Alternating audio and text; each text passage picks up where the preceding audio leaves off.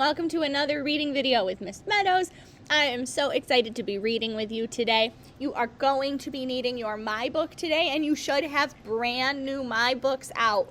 So you should not have any trouble finding this page in your My Book because it should be the first story in there or one of the first stories in there. So make sure you've got your My Book out. Make sure you are ready to go. It is a super fun and silly story today that I think you're going to enjoy quite a bit. But let's kick things off first with our anchor chart because our vocabulary today is power words. So our anchor chart today is called Make Inferences. It says right here, make inferences. And I notice here that we've got our magical E that makes the A say its name, which we are learning in structured literacy. Miss Walter would be so proud of me for knowing that. So make inferences. When you make inferences, you use clues to make a smart guess about something the author doesn't tell you. So you would use clues from the text and the pictures and clues what you already know to make an inference. So an inference means that the person might not tell you, the author or a person might not tell you something, but you make the inference based on what you already know. So for example, Miss Meadows in the hallway might not every day say, we need to walk, but you can make the inference that you should walk in the hallway because you know it's school and you know the rules and you know that's something that you should do in the hallway. You would make that inference even if I didn't say it that day. That's how making an inference works. It's you think to do something even if you're not certain about it. Or if Miss Walter tells you to go sit on your iPads, but she doesn't say to be quiet and listen, but you know that you should be quiet and listen because that's the expectation in your classroom, you can make the inference that you should be sitting quietly and listening. Or if Miss Brennan tells you to line up to go to lunch, you might make the inference that you should walk to line up, even if she doesn't say walk to line up. You can make the inference that you should because you know that's your classroom expectation.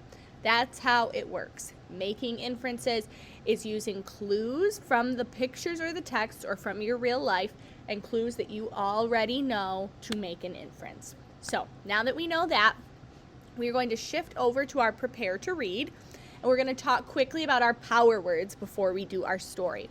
So our power words, our first word is bank. Can you say bank? Very good. A bank is the land right next to a river or a stream. So it is if you were standing right by a river, you would be standing on the bank. You would be standing on the land next to the river, and that would be the bank.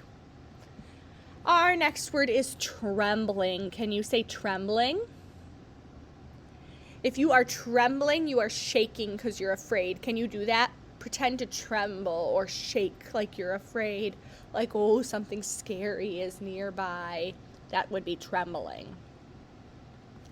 Our next word is relief. Can you say relief? You feel relief when you know you can stop worrying about something. So, for example, if you're really worried about a test and then that test is over, you might go, whew, glad that's over, and you would feel relief that it's over. Or if you're scared about a doctor's appointment or you're scared about a scary part in a movie, and then when it's over, you would feel relief that it's over. Our next word is nibbled. Can you say nibbled? If you nibbled on something, you took teeny tiny small bites of it. So you would not, if I was nibbling on this orange that I have left over from this morning, I wouldn't go and take a really big bite of it. I would take little teeny tiny bites of it, and I would be nibbling on it. Our next word is scrambled. Can you say scrambled? Very good. Now, scrambled here doesn't mean like scrambled eggs. If you scramble, you move very quickly to hurry. So sometimes, Miss Meadows, at the end of the day, I want to give you some extra free time so we don't clean up right away. And then I say, we've got to hurry and clean up really fast so we can go. And that is when we're scrambling to go. We're going really, really fast. And our last word is tight. Can you say tight? If something is shut tight, nothing can get in or out. So for example, on my desk I keep this little container of lotion so that I always have soft hands. And I always make sure that I close it really tight so that it's hard to get into. And that isn't so it keeps other people out of it. It's so that I don't ruin the lotion that's inside of it. I keep it kind of shut tight so nothing can get in it. I keep it shut tight. So I pull it really hard to keep it shut tight. All right, that is all our words. So if we look, the story that we're going to be reading today is called The Black Rabbit, which is one of my favorite stories that we do with HMH. So for our genre, or the type of story, this is a fantasy story. That means it has made up events that could not really happen. So we are going to look for animal characters that talk or act like real people, a problem and a resolution, which means a problem and a solution, and ways that the pictures help us understand. So we know it's fantasy because there are talking animals, and that means we know it's fiction or made up because the animals can't talk in real life, and in the story they can talk. Our purpose for reading is we're going to make smart guesses or inferences about things the author doesn't say. We're going to use what we already know and clues in the texts and pictures to help us. So there are going to be things we need to figure out that the author is not telling us, and we kind of need to be like detectives and figure out what they are so that we can best understand the story. So go ahead and turn to The Black Rabbit. Find it in your My Book. If you need to pause the video now, go ahead and do that. But I'm going to move forward and assume that you have found that page in your My Book. Our story today is called The Black Rabbit by Philip Rabbit woke up one morning and stepped out of his burrow into the bright sunlight. It was a beautiful day, but something was wrong. He was not alone. Rabbit was scared. "Go away, Black Rabbit," he cried. But the Black Rabbit did not move. Why do you think, take a look here, why do you think the Black Rabbit's not moving? Any ideas? I'm making an inference based off of what I know about light and what we talked about yesterday, that Black Rabbit might not actually be another Black Rabbit. Let's see. Rabbit ran, but the Black Rabbit was right behind him. Rabbit ran even faster. "The Black Rabbit won't find me here," thought Rabbit, and he hid behind a tree. But when Rabbit stepped out from behind a tree, there was the Black Rabbit right in front of him. What do we think this Black Rabbit is? Do we think it's another rabbit that's the color black? No, what do you think it is? I heard a couple friends say the right answer. Let's see if you can figure it out. Maybe he is not a good swimmer like me, thought Rabbit, and he jumped into the river and swam to the other side. But as he pulled himself up onto the bank, the Black Rabbit climbed out of the water too. "What do you want?" cried Rabbit, trembling. "Why are you following me?" But the Black Rabbit did not reply. Is this Black Rabbit a scary monster? Or is it something to do with light? I don't think it's a scary monster like the White Rabbit thinks. Rabbit began to run again, faster than he had ever run before, straight into the deep, dark wood. The sign says, "Welcome to the deep, dark wood." The forest was dark and quiet.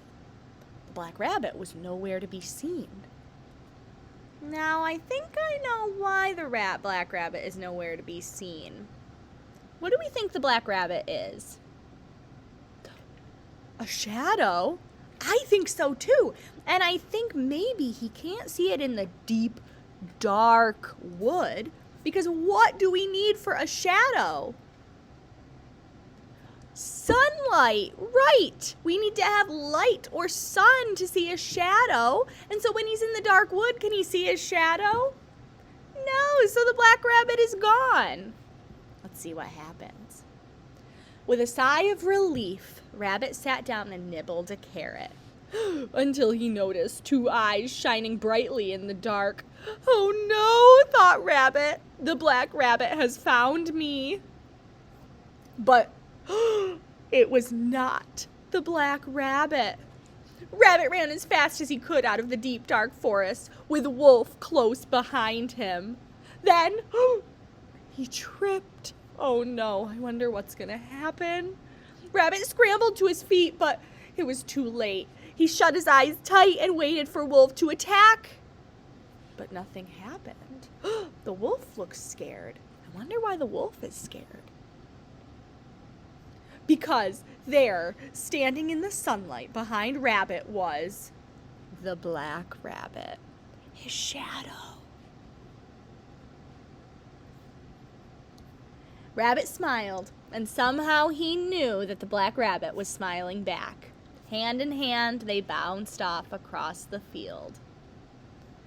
What a fun story, and we were able to make the inference, because of the deep dark wood and the Black Rabbit going away, that the Black Rabbit wasn't actually another character. It was just his shadow the whole time. How silly is that? So, we are going to do is you are going to do your gem board, and you can either do your favorite part of the story, the beginning, middle, and end of the story, or you can do how a character felt in the story, or you can do a new start or a new end to the story. Go ahead, earn those gems. I had so much fun reading with you today, and I will be seeing you all tomorrow. Bye, friends.